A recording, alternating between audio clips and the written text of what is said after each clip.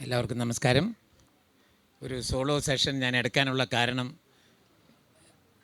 2 operation കഴിഞ്ഞിട്ട് നിൽക്കുന്നതുകൊണ്ടാണ്. ഒരു question ആൻസറിനുള്ള ഒരു ഹെൽത്ത് എനിക്കിപ്പോൾ ഇല്ല. ആദ്യമായിട്ടാണ് ഞാനൊരു പേപ്പർ ഇതിൽ പങ്കെടുത്തിട്ടുണ്ടെങ്കിലും ഒരു പേപ്പർ പ്രസൻറ്റ് ചെയ്യുന്ന മാതൃഭൂമി ഫെസ്റ്റിവലിൽ ആദ്യമായിട്ടാണ്. ശ്രേയാംസ് കുമാർ, പ്രമോദ്, പി കെ രാജശേഖരൻ എന്നിവർക്ക് നന്ദി പറയുന്നു. ഈ ഒരു കലാകാരൻ അല്ലെങ്കിൽ എന്നെ പോലുള്ളൊരു നാടകക്കാരൻ എപ്പോഴും ഒരു സ്വപ്നജീവിയായിരിക്കും. എപ്പോഴും ഈ യാത്ര എന്ന് പറയുന്നത് സത്യത്തിൻ്റെയും മിഥ്യയുടെയും നടുവിലുള്ള ഒരു നേർവരമ്പിലൂടെ ആയിരിക്കും. അത് ചില തോന്നലുകളാണ്, ചില ചിന്തകളാണ്. അത് സത്യവുമായിട്ട് വലിയ ബന്ധമുണ്ടാവണം എന്നില്ല. എപ്പോഴും ഈ തോന്നലുകളും ചിന്തകളും ഒക്കെ തന്നെ സ്വപ്നങ്ങളുമായിട്ടാണ് കൂട്ടിക്കുഴച്ച് ചിത്രങ്ങൾ വരയ്ക്കാറുള്ളത്. അപ്പോൾ യാഥാർത്ഥ്യങ്ങളിൽ നിന്ന് ചിലപ്പോൾ ഞാൻ പറയുന്നത് വളരെ അകലെയാകും. അത് മനസ്സിൽ തോന്നുന്നത് നിങ്ങളുമായി, ശിഥിലമായ ചിന്തകൾ നിങ്ങളുമായി പങ്കുവയ്ക്കുന്നു എന്ന് മാത്രം കരുതിയാൽ മതി.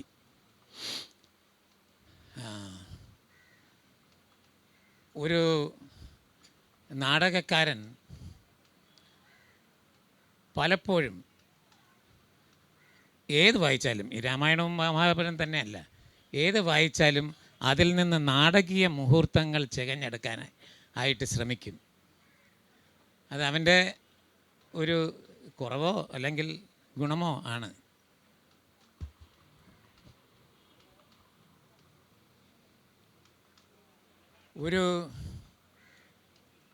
ഒരു കഥാപാത്രത്തെ കണ്ടാൽ അതിന് കൂടുതൽ വ്യാഖ്യാനം നൽകാനായിട്ടൊരു നാടകക്കാരൻ ചിലപ്പോൾ ശ്രമിച്ചു എന്ന് വരും. ഇപ്പം തന്നെ രാമായണത്തിലെയും മഹാഭാരതത്തിലെയും കഥാപാത്രങ്ങളെക്കുറിച്ചാണ് ഞാൻ എൻ്റെ അടുത്ത് സംസാരിക്കാൻ ആവശ്യപ്പെട്ടിട്ടുള്ളത്. ഈ സമാനതകളെക്കുറിച്ചാണ്. ഈ വാൽമീകിയും വ്യാസനും ഈ 2 രചയിതാക്കളും സൃഷ്ടിച്ചിട്ടുള്ള കഥാപാത്രങ്ങളുടെ സമാനതകൾ, ഈ 2 പേരുടെ സമാനമായ വീക്ഷണം, ഇതൊക്കെയാണ് ഞാൻ പറയാനായിട്ട് ഉദ്ദേശിക്കുന്നത്. ഞാനെടുത്താൽ പൊങ്ങുന്ന കഥാപാത്രങ്ങളൊന്നുമല്ല ഇത്. പക്ഷേ ഒരു നാടകക്കാരൻ എപ്പോഴും ഞാൻ നേരത്തെ പറഞ്ഞതുപോലെ സ്വപ്നം കൊണ്ടുപോയിരിക്കും. അതാണ് ഞാൻ പറയാനായിട്ട് ഉദ്ദേശിക്കുന്നത്.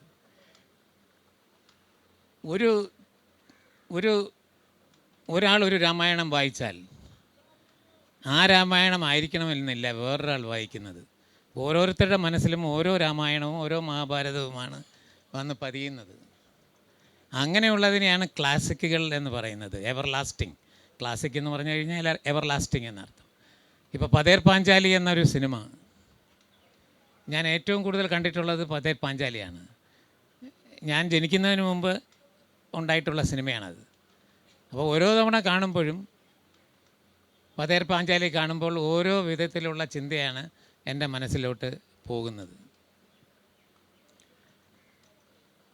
അതിനെപ്പറ്റിയാണ് ഞാൻ പറയാനായിട്ട് ഉദ്ദേശിക്കുന്നത്. ഒരിക്കൽ സത്യജിത് റേ തിരുവനന്തപുരത്ത് വന്നു. ഒരിക്കൽ മാത്രമാണ് അദ്ദേഹം വന്നിട്ടുള്ളത്. സൂര്യയുടെ ഒരു ഫെസ്റ്റിവലിൽ പങ്കെടുക്കാനായിട്ട് അദ്ദേഹം ഇവിടെ വന്നു. അദ്ദേഹം ഒരുപാട് നേരം ഹീ ടോക്സ് ഇൻ ഇംഗ്ലീഷ്, നമ്മുടെ അടുത്ത് ഇംഗ്ലീഷിലാണ് സംസാരിക്കുന്നത്. So he has been telling about good cinema. അപ്പോൾ ഒരു പത്രക്കാരൻ അദ്ദേഹത്തിനോട് ചോദിച്ചു, what is A good cinema? In your definition what is A good cinema എന്ന് ചോദിച്ചു. അപ്പോൾ അദ്ദേഹം വളരെ ലളിതമായിട്ട് അദ്ദേഹം പറഞ്ഞു തന്നു. എനിക്കിപ്പോഴും അതെൻ്റെ മനസ്സിലിങ്ങനെ കിടക്കുന്നതുകൊണ്ടാണ് ഞാൻ നിങ്ങളുമായിട്ട് പങ്കുവയ്ക്കുന്നത്. അദ്ദേഹം പറഞ്ഞത്, if 300 people are seeing a film and if they are seeing one film, that is a bad film എന്നാണ് പറഞ്ഞത്. It should be 300 different films എന്നാണ് അദ്ദേഹം പറഞ്ഞത്. അതൊരു വളരെ ലളിതമായ എക്സ്പ്ലനേഷൻ ആണെങ്കിലും അതിലൊരുപാട് അർത്ഥമുണ്ട് എന്നെനിക്ക് തോന്നിയിരുന്നു. അതുതന്നെയാണ് രാമായണത്തിൻ്റെയും മഹാഭാരതത്തിൻ്റെയും കാര്യത്തിൽ. ഓരോ തവണ വായിക്കുമ്പോഴും ഓരോ തരത്തിലുള്ള വ്യാഖ്യാനങ്ങളാണ് നമ്മുടെ മനസ്സിലോട്ട് പോകുന്നത്.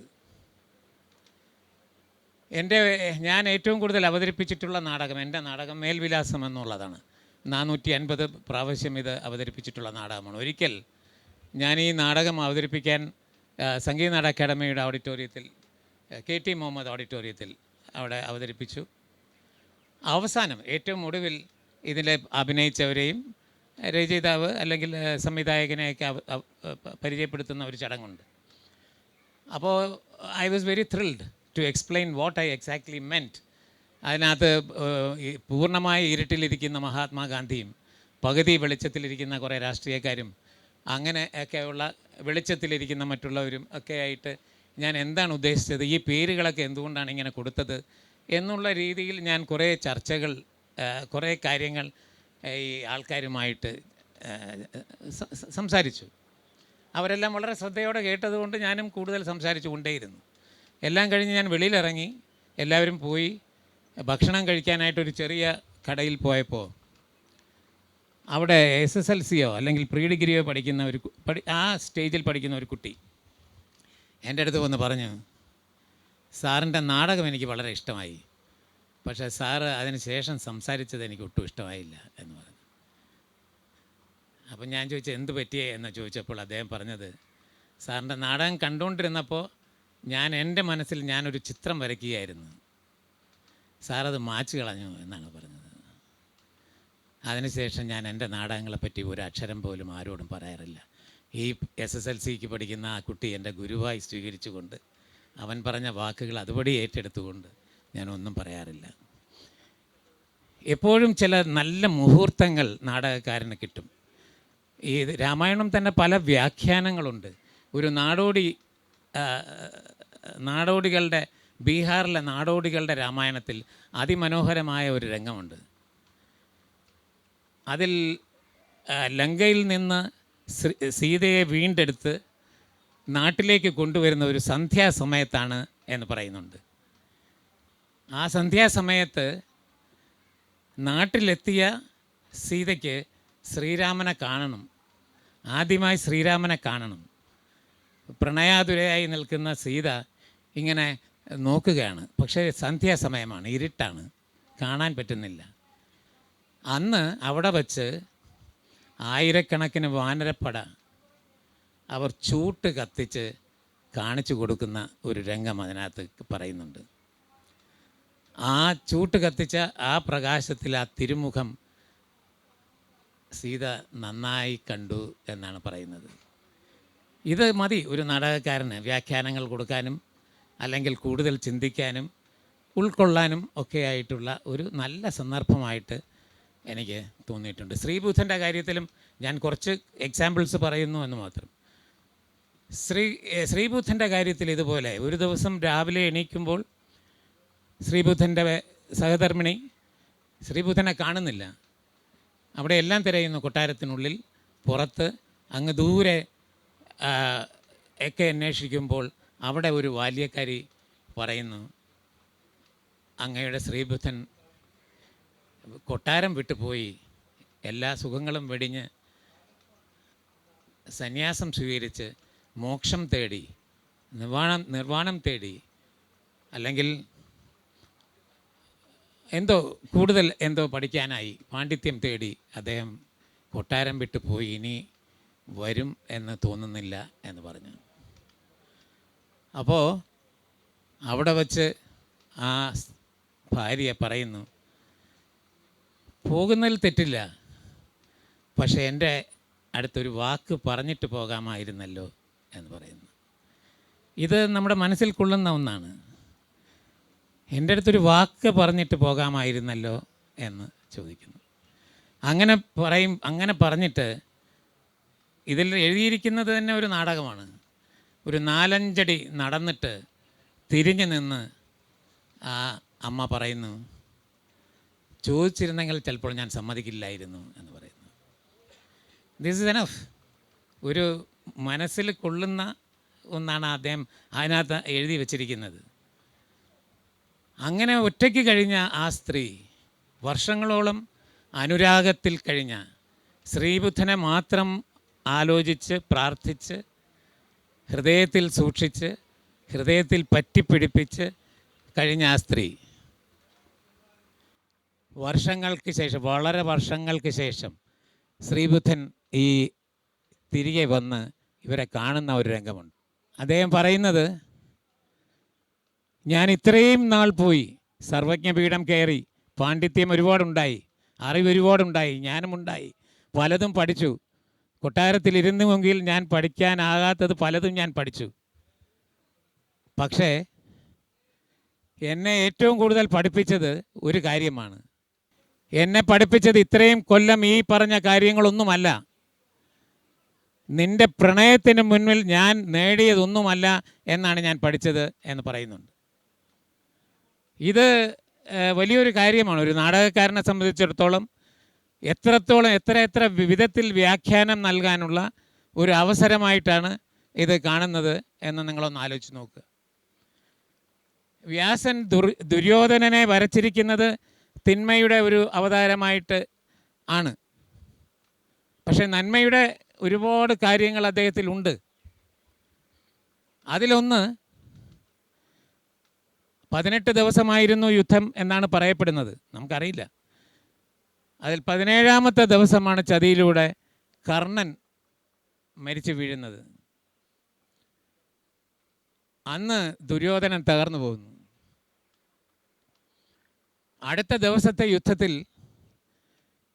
രാവിലെ എല്ലാ ദിവസവും തയ്യാറെടുപ്പ് എന്ന് പറയുന്ന ഒരെണ്ണമുണ്ട്. പ്രാർത്ഥന, അങ്ങനെയുള്ള പല കാര്യങ്ങളുണ്ട്. തയ്യാറെടുപ്പ്, യുദ്ധത്തിന് പോകാനുള്ള തയ്യാറെടുപ്പ്. അങ്ങനെ തയ്യാറെടുപ്പിന് തയ്യാറാകാതെ നിന്ന ദുര്യോധനോട് അവിടെയുള്ള ഒരാൾ ഭടൻ ചോദിക്കുന്നു, പോകാൻ യുദ്ധത്തിന് സമയമായല്ലോ, പോകണ്ടേ എന്ന് ചോദിക്കുമ്പോൾ ആ ദുര്യോധനൻ പറയുന്ന ഒരു വരിയുണ്ട്. യുദ്ധത്തിന് പോകാറായില്ലേ എന്ന ചോദ്യത്തിന് മറുപടി ആർക്ക് വേണ്ടി എന്നുള്ളതാണ്.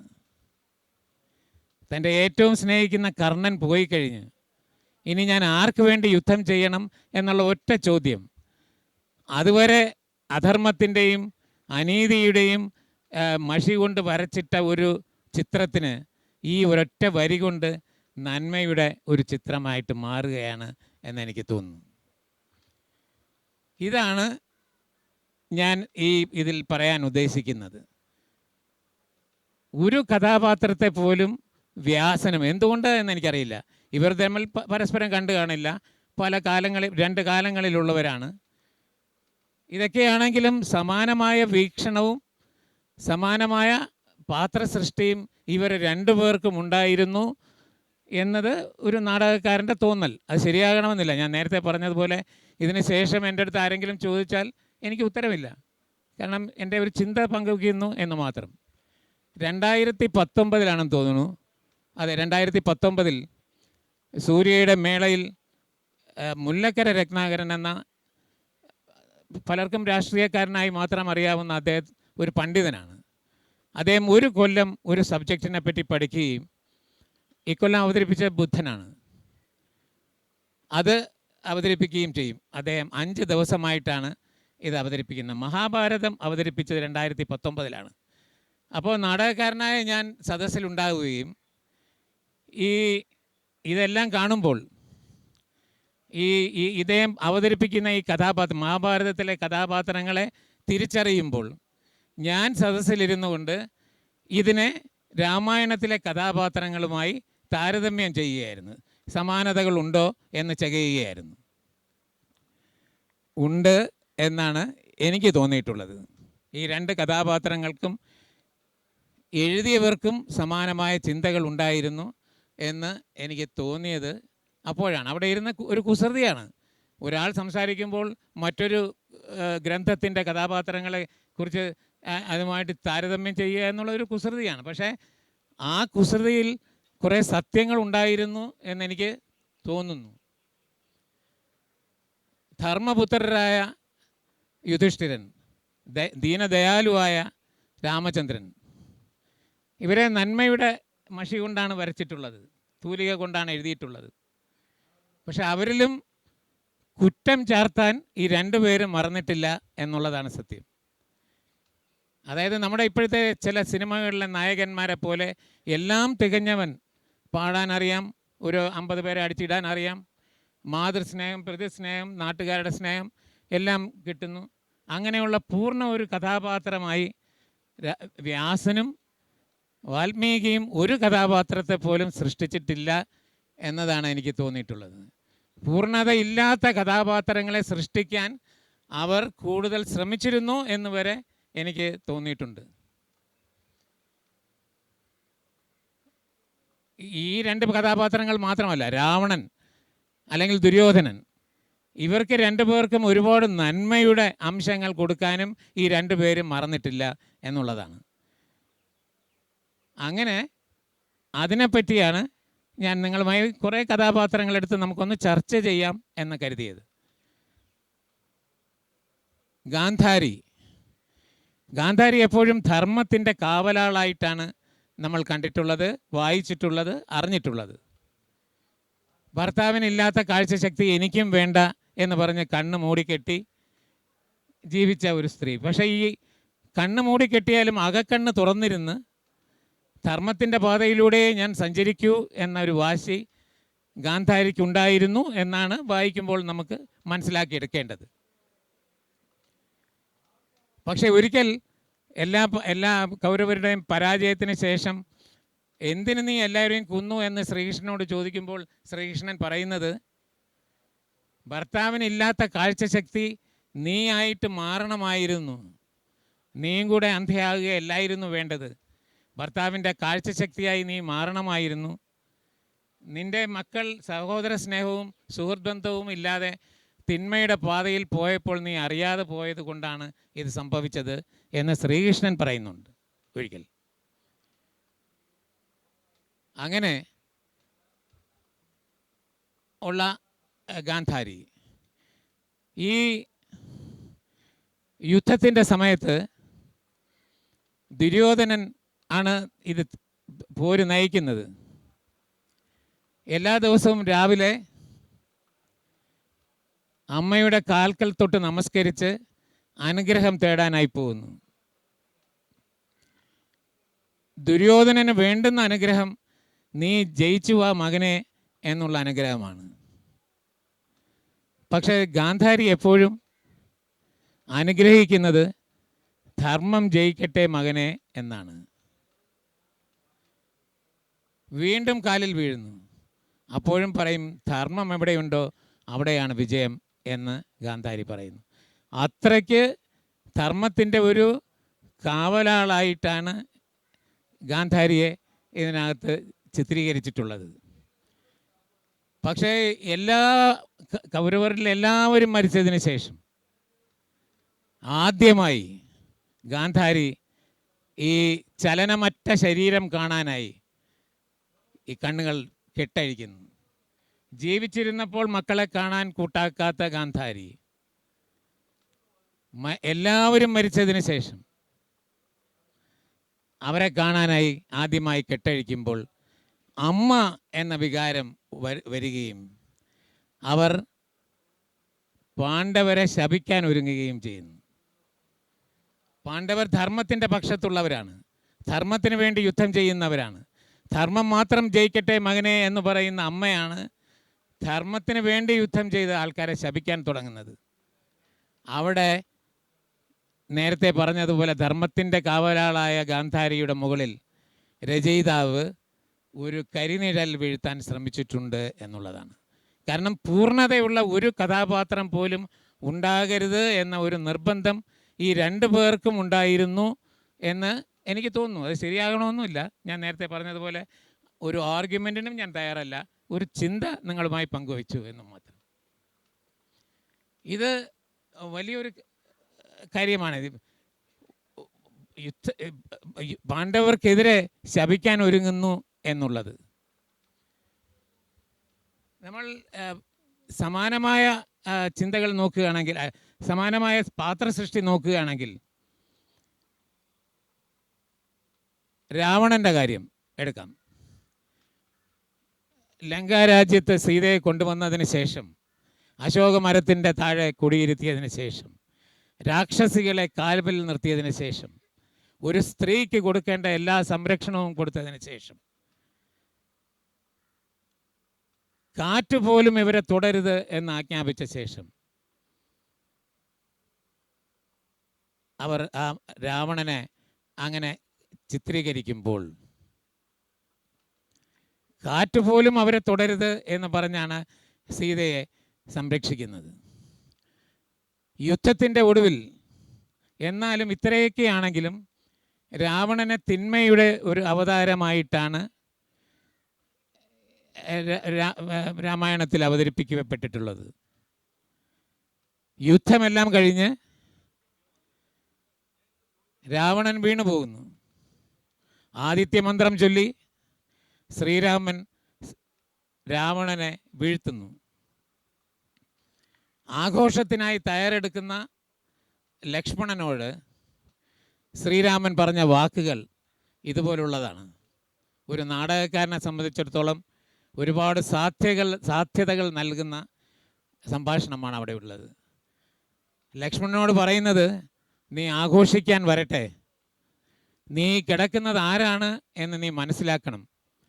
ഒരു സംഗീതവാദകനാണ്, വീണാവാദകനാണ്, സംഗീതജ്ഞനാണ്, ശിവഭക്തനാണ്, ഒരുപാട് നല്ല ഗുണങ്ങളുള്ള ഒരു മനുഷ്യനാണ് ഇദ്ദേഹം. നല്ല സുഹൃത്ത് ബന്ധമില്ലാതെ പോയി, നല്ല സഹോദര ബന്ധമില്ലാതെ പോയി, അതുകൊണ്ട് തെറ്റിലേക്ക് വഴിമാറിപ്പോയ ഒരാളാണ്. നീ രണ്ടു വട്ടം ആലോചിക്കുക ആഘോഷിക്കുന്നതിന് മുമ്പ്. അദ്ദേഹത്തിൻ്റെ കാൽക്കൽ തൊട്ട് നമസ്കരിക്കാൻ ആവശ്യപ്പെടുന്നു ശ്രീരാമൻ. അപ്പോൾ ഈ പാത്രസൃഷ്ടി നടത്തിയ വാൽമീകി തന്നെ വളരെ മോശമായി ചിത്രീകരിച്ച രാവണനെ അദ്ദേഹത്തിൻ്റെ തന്നെ മറ്റൊരു കഥാപാത്രമായ ശ്രീരാമനെ കൊണ്ട് ഇദ്ദേഹത്തെ പുകഴ്ത്തി പറയുകയും ചെയ്യുന്നു. അവിടെയാണ് വീണ്ടും വീണ്ടും സംശയം തോന്നുന്നത്. ഒരു കഥാപാത്രത്തിന് പോലും പൂർണ്ണത നൽകാതെയാണ്, നന്മയുടെ പൂർണ്ണത നൽകാതെയാണ് ഈ പാത്രസൃഷ്ടികളെല്ലാം തന്നെ ചെയ്തിരിക്കുന്നത് എന്ന്. പാഞ്ചാലിയും സീതയും തമ്മിൽ ഉള്ള ഒരു താരതമ്യം ചെയ്യുകയാണെങ്കിൽ രണ്ടുപേർക്കും സമാനമായ കാര്യങ്ങളുണ്ട് ഒരുപാട്. രണ്ടുപേരും പഞ്ചഭൂതങ്ങളിൽ പിറന്നവരാണ്. ഒരാൾ മണ്ണിൽ നിന്ന്, ഒരാൾ അഗ്നിയിൽ നിന്ന്. ഒരാൾക്ക് ഭൂമിയോളം ക്ഷമിക്കാൻ കഴിവുള്ളവൾ, മറ്റേത് അഗ്നിയോളം കോപമുള്ളവൾ. നിങ്ങൾ ശ്രദ്ധിച്ചാൽ അറിയാം, ഇവർ രണ്ടുപേരും അവരുടെ ഭർത്താക്കന്മാർക്ക് വേണ്ടിയിട്ടാണ് വനവാസം അനുഷ്ഠിച്ചിട്ടുള്ളത്. രണ്ട് മഹായുദ്ധങ്ങൾക്ക് കാരണമായവരും സീതയും പാഞ്ചാലിയുമാണ്. ഇതൊക്കെ എങ്ങനെ സംഭവിക്കുന്നു എന്നെനിക്കറിയില്ല. രണ്ട് രചയിതാക്കളുടെ കഥാപാത്രങ്ങളാണ് ഇതെല്ലാം. രണ്ടുപേരും ഒരുപാട് വേദന തിന്നവരാണ്. ഈ പാഞ്ചാലിയും സീതയും തമ്മിലുള്ള ഒരു താരതമ്യ പഠനം മാത്രമല്ല, ഇനിയുമുണ്ട്. ഈ രണ്ടുപേരുടെയും വനവാസം, അജ്ഞാതവാസം എല്ലാം കൂടി ആ വനവാസം എന്ന് വയ്ക്കാം. ഈ വനവാസം എന്നുള്ളത് 14 വർഷമാണ്. വാൽമീകിയുടെയും 14 വർഷമാണ്. ഇവിടെ മഹാഭാരതത്തിലും 14 വർഷമാണ്. അത് ചിലപ്പോൾ ഒരു മനുഷ്യ ശരീരത്തിൽ ഭൗതികമായും ശാരീരികമായും ഒക്കെ വരുന്ന ചില മാറ്റങ്ങൾ 14 കൊല്ലത്തിലൊരിക്കലാണ് എന്ന് പറയപ്പെടുന്നുണ്ട്. അതുകൊണ്ടാണോ എന്നെനിക്കറിയില്ല. എന്തായാലും രണ്ടിലും ഇവർ അകന്ന് നിൽക്കുന്നത് 14 വർഷമാണ്.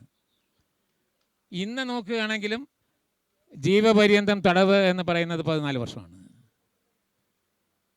അപ്പോൾ ഇതിലൊക്കെ എന്തോ ഒരു അർത്ഥം, എന്തോ ഒരു കണക്ഷൻ ഉണ്ടാകാനായിട്ടുള്ള സാധ്യത കാണുന്നുണ്ട് എന്നുള്ളതാണ്. പിന്നെ ഈ യുധിഷ്ഠിരനിലോട്ട് വരികയാണെങ്കിൽ, ഈ ആൾക്കാർ, ഈ രണ്ട് രചയിതാക്കളല്ല, ഒരുപാട് വായിച്ചിട്ടുള്ള പണ്ഡിതന്മാർ പറയുന്നത് രാമായണത്തിലെയും മഹാഭാരതത്തിലെയും എല്ലാ കഥാപാത്രങ്ങളെയും നോക്കിയാലും 4 കഥാപാത്രങ്ങൾക്കാണ് പൂർണ്ണത ലഭിച്ചിട്ടുള്ളത് എന്ന് വായനക്കാരും പണ്ഡിതരും പറയുന്നു, രചയിതാക്കളല്ല. അതിലൊന്ന് യുധിഷ്ഠിരനാണ്, ശ്രീകൃഷ്ണനാണ്, സീതയാണ്, നളനാണ്. അതിൽ തന്നെ രണ്ടുപേരുടെയും, വാൽമീകിയുടെയും വ്യാസൻ്റെയും കഥാപാത്രങ്ങളുണ്ട് എന്ന് നമ്മൾ ശ്രദ്ധിച്ചാൽ അറിയാം. യുധിഷ്ഠിരൻ്റെ കാര്യം നോക്കുക. കുന്തിദേവിയുടെ അറിയപ്പെടുന്ന മൂത്തപുത്രൻ, യഥാർത്ഥത്തിൽ കുന്തിദേവിയുടെ 2ാമത്തെ പുത്രൻ, കർണന് താഴെ 2ാമത്തെ പുത്രൻ. ആവോളം നന്മകൾ ചാർത്തി കൊടുത്തിട്ടുള്ള ഒരാൾ, യുദ്ധത്തെ വെറുക്കുന്നയാൾ, ആദർശത്തെ വരിക്കുന്ന ആൾ, എല്ലാ നല്ല കാര്യത്തിനും കൂട്ടു നിൽക്കുന്നയാൾ, ആരെയും വേദനിപ്പിക്കാത്തയാൾ എന്നൊക്കെ പറഞ്ഞ് ധർമ്മപുത്രരായി അദ്ദേഹത്തിനെ യുധിഷ്ഠിരനെ വാഴ്ത്തുമ്പോൾ അദ്ദേഹത്തിൻ്റെ മേലിലും ഒരു കളങ്കം ചാർത്താനായി വ്യാസൻ മറന്നിട്ടില്ല എന്നുള്ളതാണ്. അവിടെ ഇത് ചാർത്തുന്നത് അരക്കില്ലത്തിൽ വെച്ചാണ്. ഇവരുടെ ഈ ജനപ്രീതിയിൽ മനം നൊന്ത് അസൂയ പൂണ്ട ദുര്യോധനൻ ഇവരെ 5 പേരെയും അമ്മയെയും കൂടി അരക്കില്ലത്തിൽ കൊണ്ടുപോവുകയും അവിടെ കുറേ നാൾ കഴിഞ്ഞ് ചുട്ട് ചാമ്പലാക്കി കളയുക എന്നുള്ളതായിരുന്നു ഉദ്ദേശം. അതിന് ഉപദേശിച്ചു കൊടുക്കാൻ ഒരുപാട് പേരുണ്ടായിരുന്നു. പിതാമഹന്മാർ എല്ലാവരും അദ്ദേഹത്തിന് കൂട്ടുനിന്നു. പക്ഷേ ഈ രഹസ്യം അറിഞ്ഞ വിതുരൻ യുധിഷ്ഠിരനോട് പറയുന്നു, ഇതാണ് ഉദ്ദേശം. നിങ്ങളെ 5 പേരെയും അമ്മയും ഒരുമിച്ച് കത്തിച്ച് കളയാനാണ് ഉദ്ദേശം. എന്നിട്ട് അവിടെ നിന്ന് രക്ഷപ്പെടാനുള്ള ഒരു ഗുഹയും കൂടി ചെയ്ത് കാണിച്ചു കൊടുത്തിട്ടാണ് അദ്ദേഹം മടങ്ങുന്നത്, വിതുരൻ. അപ്പോൾ യുധിഷ്ഠിരൻ അവിടെ ചെയ്യുന്നത്, ഈ 5 പേരും അമ്മയും മരിച്ചു എന്ന് ദുര്യോധനനെ അറിയിക്കാൻ വേണ്ടിയിട്ട് അവിടെയുള്ള ഒരു ഗോത്രവർഗക്കാരിയായ അമ്മയെയും അവരുടെ 5 മക്കളെയും ഈ അരക്കില്ലത്തിൽ വെച്ച് ചുട്ടുകൊല്ലുന്നു. ഈ ഗോത്രവർഗക്കാരിയായ സ്ത്രീക്കോ അവരുടെ മക്കൾക്കോ പാണ്ഡവരാര് കൗരവരാര് എന്നൊന്നും അറിയില്ല. അവർ തമ്മിലുള്ള വൈര്യം എന്താണെന്നറിയില്ല. നിഷ്കളങ്കരായ അവർ ഈ അഗ്നിക്കിരയായി അവിടെ മരിച്ചു വീഴുന്നു. ദുര്യോധനനെ തെറ്റിദ്ധരിപ്പിക്കുക എന്നത് മാത്രമായിരുന്നു യുധിഷ്ഠിരൻ്റെ ഉദ്ദേശം. അങ്ങനെ അവിടെ യുധിഷ്ഠിരൻ്റെ മേൽ ഒരു കരിനിഴൽ അവിടെ എഴുത്തുകാരൻ, രചയിതാവ് വീഴ്ത്തുന്നുണ്ട്. തുടച്ചാൽ മായ്ക്കാനാവാത്ത ഒരു വലിയ ഇതുണ്ട്. യുധിഷ്ഠിരൻ പിന്നെയും തെറ്റുകൾ ചെയ്യുന്നുണ്ട്. ദുര്യോധനൻ ചതിക്കാണ് ചൂതുകളിക്ക് ക്ഷണിക്കുന്നത് എന്ന് നന്നായി അറിയാം. ദുര്യോധനൻ അല്ല കളിക്കാൻ പോകുന്നതെന്നും അറിയാം. കളിക്കാൻ പോകുന്നത് മറ്റൊരു ശകുനിയാണ് എന്നറിയാം. ഇതൊക്കെ അറിഞ്ഞിട്ടും ആ ചൂതുകളിയിൽ പങ്കെടുക്കാനായി യുധിഷ്ഠിരൻ പോകുമ്പോൾ വീണ്ടും തെറ്റിലേക്ക് വഴുതി മാറുകയാണ് ധർമ്മപുത്രരായ യുധിഷ്ഠിരൻ.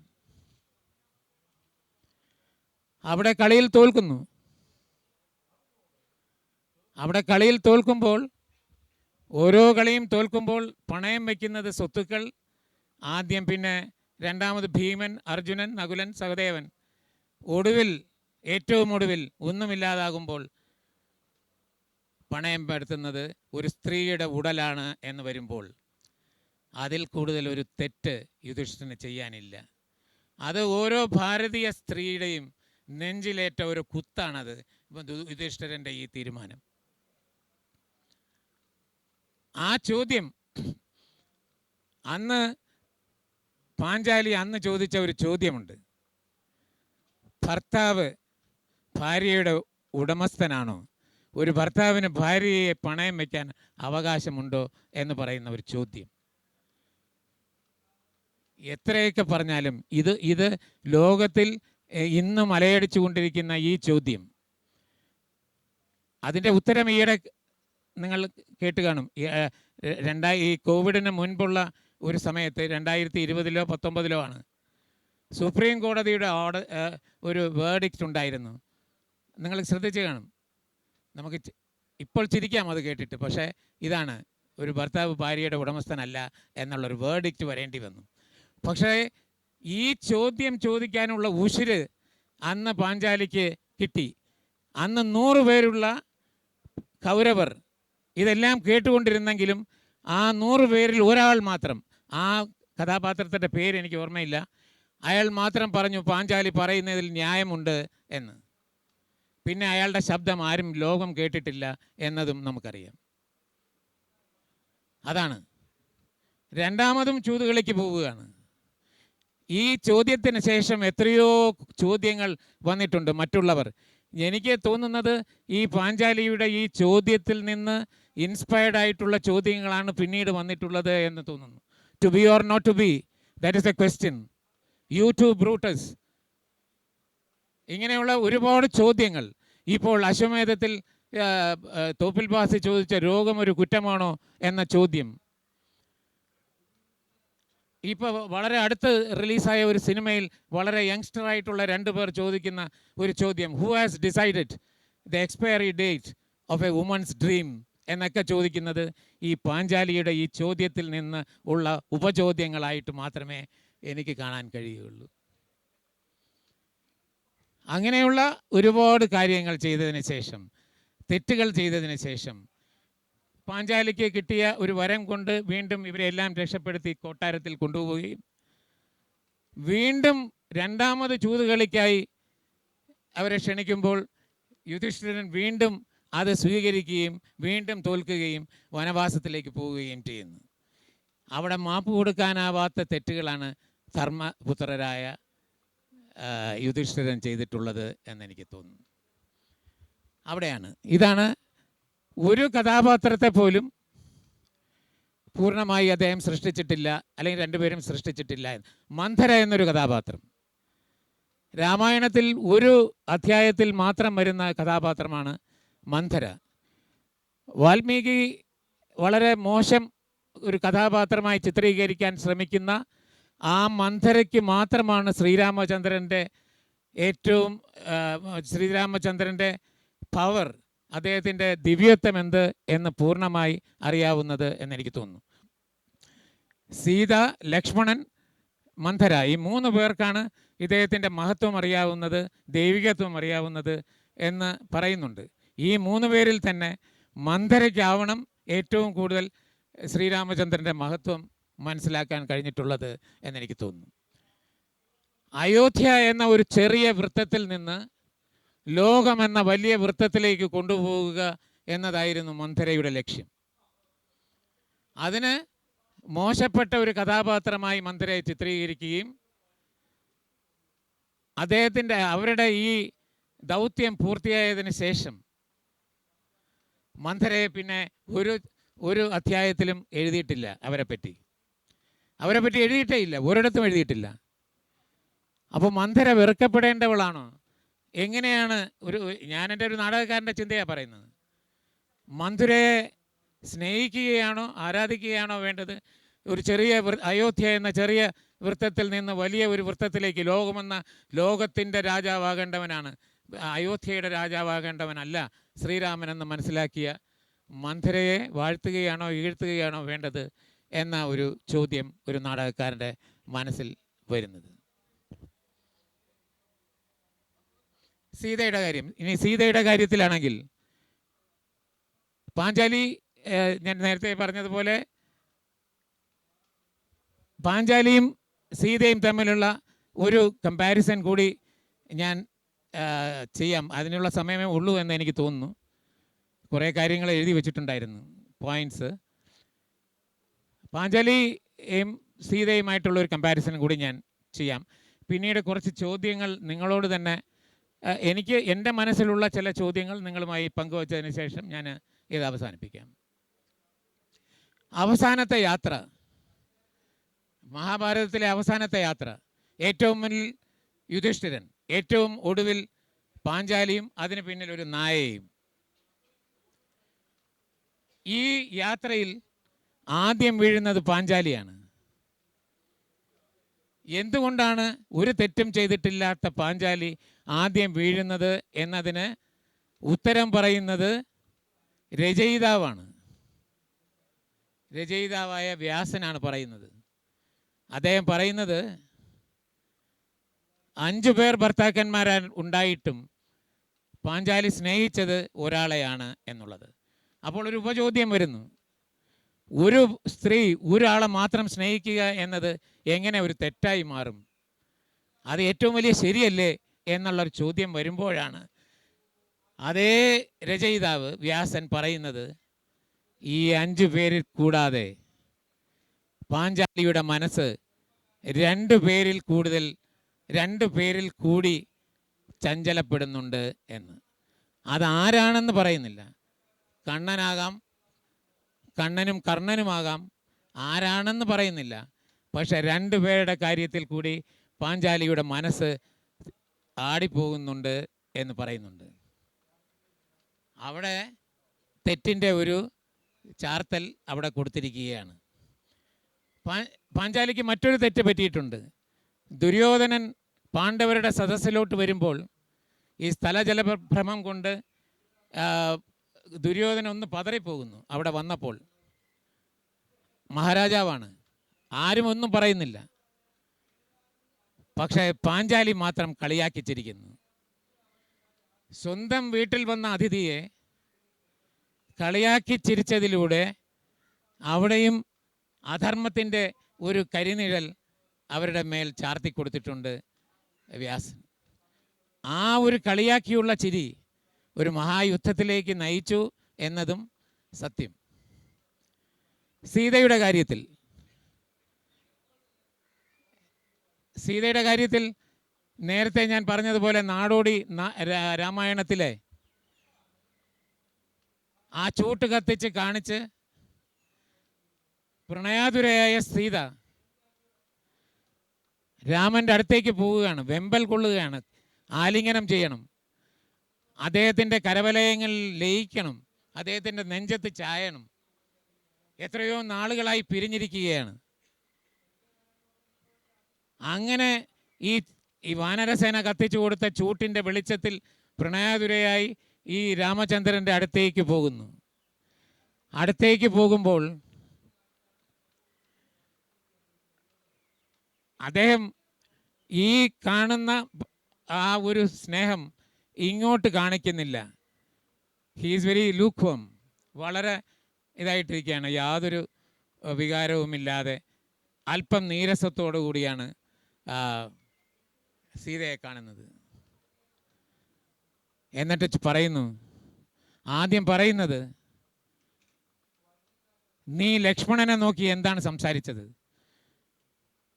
ലക്ഷ്മണൻ ഒരിക്കലും സീതയുടെ മുഖത്ത് നോക്കി സംസാരിച്ചിട്ടില്ല. സീത എപ്പോഴും അനുജ എന്ന് മാത്രമേ വിളിച്ചിട്ടുള്ളൂ. കാൽക്കൽ നോക്കിയിട്ട്, സീതയുടെ കാൽക്കൽ നോക്കിയാണ് ലക്ഷ്മണൻ സംസാരിച്ചിട്ടുള്ളത്. അതായിരുന്നു ലക്ഷ്മണൻ സീതയോടുള്ള ആ സ്നേഹമോ ബഹുമാനമോ ഒക്കെ. ഒരിക്കലും മുഖത്ത് നോക്കി സംസാരിച്ചിട്ടില്ല. ആജ്ഞ അതുവഴി അനുസരിക്കുക എന്ന് മാത്രം ചെയ്യും, പക്ഷെ കാൽക്കൽ മാത്രമേ നോക്കുകയുള്ളൂ. പക്ഷെ എവിടെയോ വെച്ചൊരു സംശയം പ്രകടിപ്പിച്ചപ്പോൾ, ആ മാൻപേടയുടെ കാര്യത്തിൽ ഒരു സംശയം പ്രകടിപ്പിച്ചപ്പോൾ സീത ലക്ഷ്മണനെ സംശയിക്കുന്നു. ലക്ഷ്മണനോട് പറയുന്നു, നീ എൻ്റെ ഉടലിനെ ഒരുപാട് സ്നേഹിക്കുന്നുണ്ട് എന്നെനിക്കറിയാം. പക്ഷെ ഈ ഉടൽ ഞാൻ സ്നേഹിക്കുന്ന ശ്രീരാമചന്ദ്രന് മാത്രമുള്ളതാണ് എന്ന് പറയുന്നു. പറയാൻ പാടില്ലാത്ത ഒരു വാചകമാണ് സീത ലക്ഷ്മണനോട് പറയുന്നത്.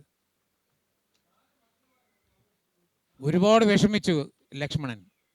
അതുകൊണ്ടാണ് ഈ സമാഗമത്തിന് ശേഷം ലങ്കയിൽ നിന്ന് വീണ്ടെടുത്ത് നാട്ടിൽ കൊണ്ടുവന്ന സീത ശ്രീരാമൻ്റെ അടുത്ത് ചെന്നപ്പോൾ ആ ശ്രീരാമൻ ആദ്യമായി പറയുന്നത്, നീ എൻ്റെ അനുജൻ്റെ വിഷമം മനസ്സിലാക്കിയില്ലല്ലോ, നീ പറയാൻ പാടില്ലാത്തതല്ലേ അദ്ദേഹത്തിനോട് പറഞ്ഞത് എന്ന് പറയുന്നു. അകൽച്ചയുടെ കാരണം ഈ രാമായണത്തിൽ എഴുതി വച്ചിരിക്കുന്നത് ഒരു അലക്ക് തൊഴിലാളിയുടെ ജൽപ്പനമാണ് എങ്കിൽ ഒരു നാടകക്കാരനായ ഞാൻ വിശ്വസിക്കുന്നു അതല്ല കാരണം. ഈ അകൽച്ചയുടെ ആദ്യത്തെ കാരണം, തുടക്കം എന്ന് പറയുന്നത് ഇതാണ് എന്ന് ഞാൻ വിശ്വസിക്കുന്നു, ഒരു നാടകക്കാരൻ എന്നുള്ള രീതിയിൽ. അങ്ങനെ ഓരോ കഥാപാത്രത്തെയും